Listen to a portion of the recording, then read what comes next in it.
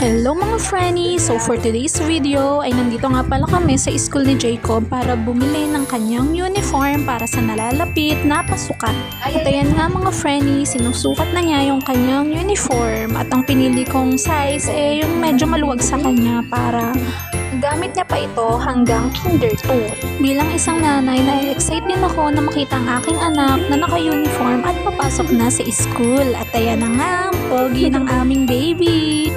At syempre, bumili na rin kami ng kanyang PE uniform. Si teacher na pala mismo yung nagsusuot sa kanya ng damit. Nakalimutan ko nga lang matanong ang kanyang pangalan. Yung t-shirt nga lang pala yung nakuha namin kasi wala pa daw silang stock ng jogging pants. Kaya babalik pa kami sa Wednesday para makuha ito kasama na rin yung mga books na binili namin. So ayan na nga, nasuot niya na yung kanyang PE uniform at saktong-sakto lang sa kanya. Oh, siya mga Franny, hanggang dito